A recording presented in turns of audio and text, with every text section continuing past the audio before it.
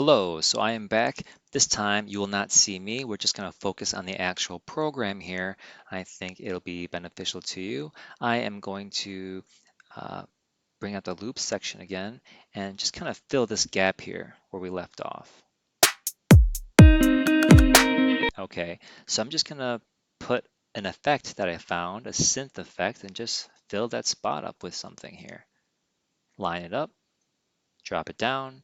If I want this closer up, I will highlight this and drag this up, and it brings it up along with it. Press play. Okay, so it's a little prominent, right? What I'm going to do is slide this volume back a little bit. I can also double click on this and it brings up a different view. I can press these scissors here and take it away. I don't really like those there. I will press then the library tab so I can mess around with it, make sure that this track is highlighted. I'm going to go into maybe experimental drone tones. What about endless vision? I don't even know what that means, but let's see what that sounds like. Again, I'm applying a filter on this, a preset.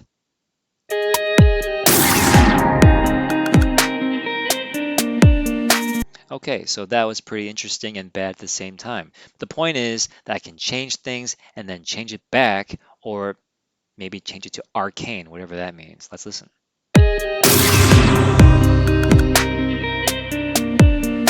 Okay, so I'm going to reduce this even further, and perhaps I can now check out this info tab on this track, right? Look at all these things that has been applied to that one sound.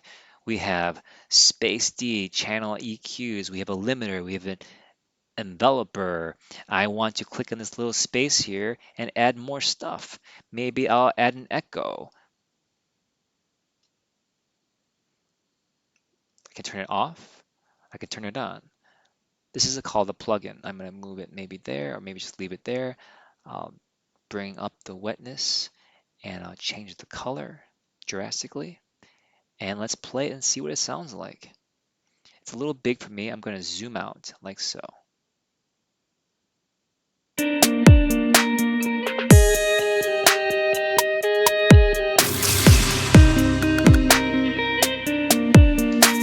Okay, so I've only affected that one part. If I wanted to do this one, it's the same exact thing, right? I can go here, check out this part here, and add some stuff to it. I can maybe change the beat sound a little bit. I can add a little bit more reverb. So let's do that right now. I'm going to go to audio effects here, this little space right there, and I'm going to add in maybe reverb. Look at all these reverb plugins you can choose from. I don't even know what the differences are. Let's just pick the first one. Okay, so now that it's engaged, it's turned on, there should be already a difference. Let's listen. I don't want to listen to everything, so I'm going to mute the other ones by pressing the M on each one.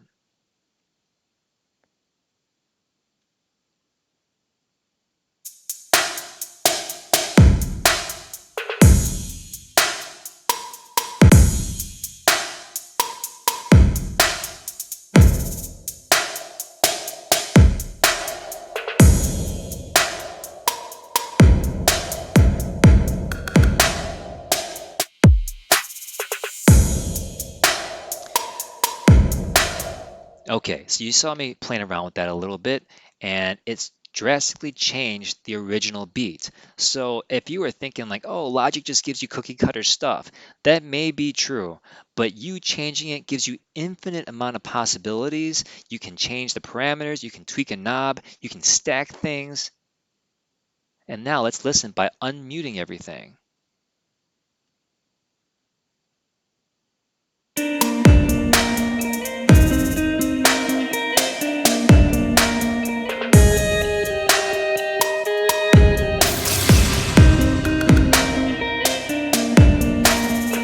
Okay, so I think it sounds pretty good. I don't know what these tracks are. Let me zoom out of here really quickly. Okay, so there's nothing going on here. I'm going to delete this one. Okay, so what I'm going to do is add yet another layer of loops. What else could I do? Let's see, maybe some piano or synths. I'm going to go to the instrument. I'm going to find electric piano and then pick a genre. Maybe, how about hip hop? I'm a hip hop kind of guy. And I'm going to pick this one. This is C sharp. I'm going to stay in the key of C though.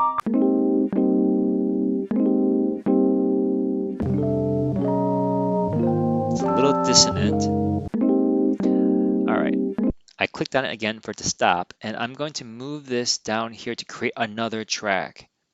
Okay, so I feel like this would be the next part of the song, and I need a different drum beat. Okay, so I'm going to go into instruments. I'm going to pick maybe beats, genre, maybe, I don't know, hip hop. And I'm going to go to relaxed, and then I'm going to pick one of these.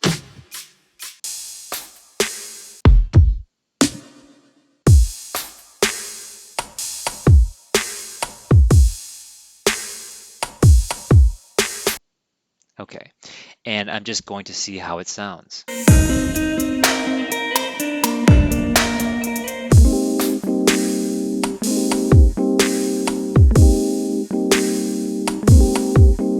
So you guys can see here that the more tracks I have, the harder your computer is going to have to work. So that's why it's so important to make sure that you have space available, your RAM is up to speed, and that you mute things when you can. You can't have everything full blast as you're playing back all the time. You're going to have some issues. But for right now, my computer's doing okay, even when I'm simultaneously screen grabbing everything, the audio and the video. Okay, so let's say I want to now record my voice over this whole thing. I'm going to right click on an empty space and add an audio track. Okay, so I will press record here, up this button, and make sure it's record enabled. It's red now, right? It's record enabled, ready to go. I can press this record button up here. But if I do that, it's going to start recording here. So I'm going to bring it back all the way to the beginning. And if I have it highlighted here, it's going to record here. If I have this highlighted, it's going to record here. So have it highlighted the right track you want it to record in.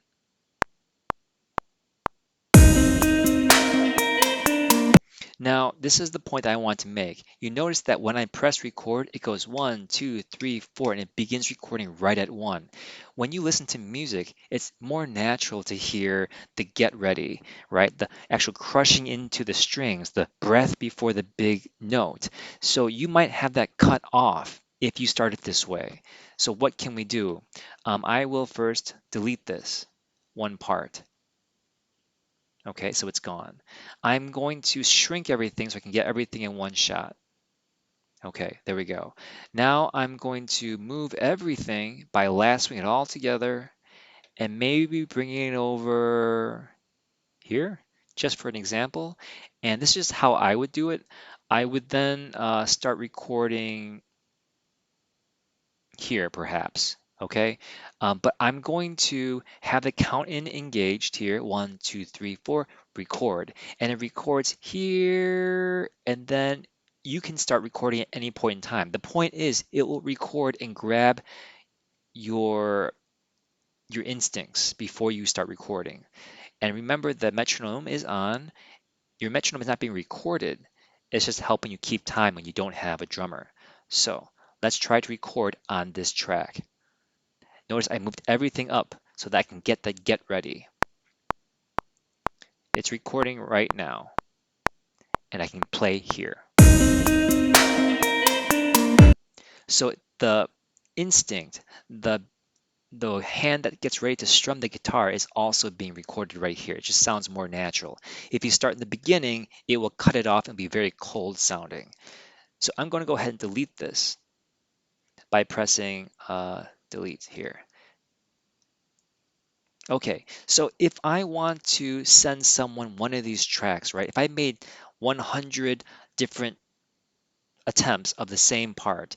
I'm going to send them all. Do I send them all blended together? No, of course not, right? So I'm going to mute all of them except the one that I want to send. It will bounce this one. It will process this one and send just that one track. So you can send them all separately. You don't have to make a new project every single time.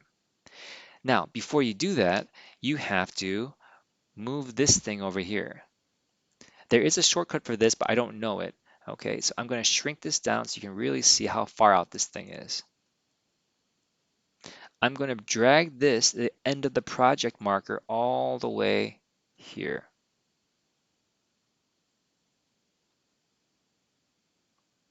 Again, look at all these windows that are open, right? I can close down the loops. I don't really need that. And I'm going to bring this as close as I can right there.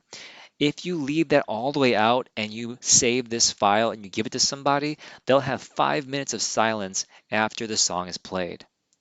Okay, I'm going to unmute everything for right now, and I just want to save this project. There's nothing on that last one. I'm going to press F, go to Save As, and I wanted to name this project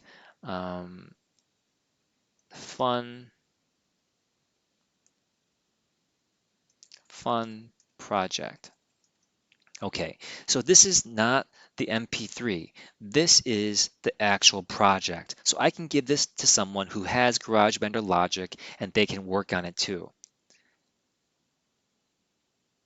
Okay, if I want to open it again, I can go to Open Recent and find Fun Project and open it that way.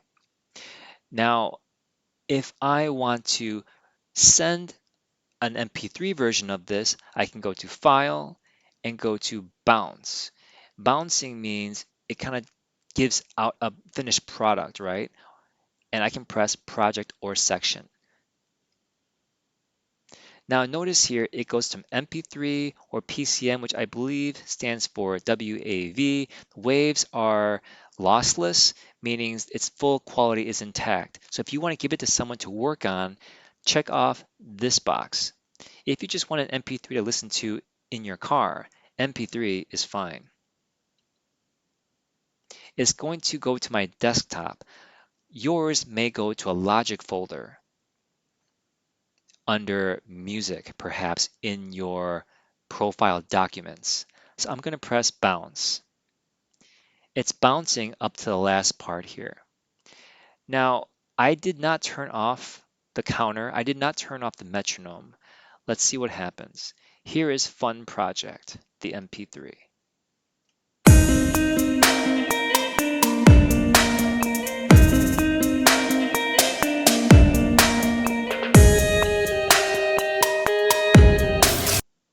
Okay.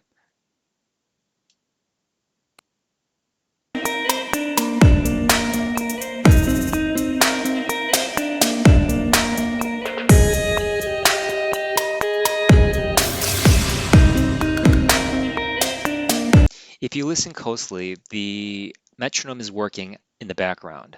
We don't want that. So it does bounce with the metronome. It did not bounce the count in, of course, and it did give that little gap before it began recording. So we're going to just turn this off before you bounce a track.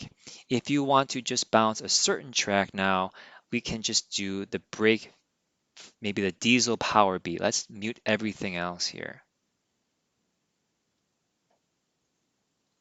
Okay, I'm going to press File, Bounce, Regions in Place, no, Project or Section. Press OK, I only want the MP3. I should have renamed it Bounce, Project or Section. Okay, let's call this Diesel Power Beat. Okay, remember I put that stopper there at the end so it knows where the ending of the project is. So here is that file. I'm going to move this over here into, you see how it wants to grab inside here? You can even move it back inside if you want to mess with it. But we're gonna go ahead and play it.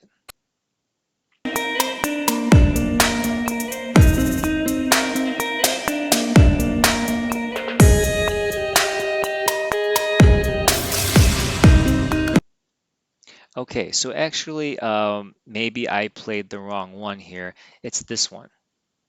Okay, sorry about that.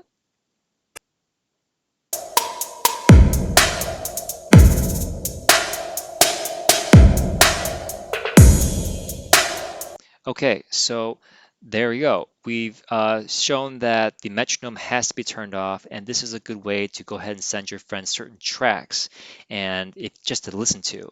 If you want the lossless wave format, you know which one to click when you bounce it. Okay, hopefully this helps you guys. I'll see you in the next video.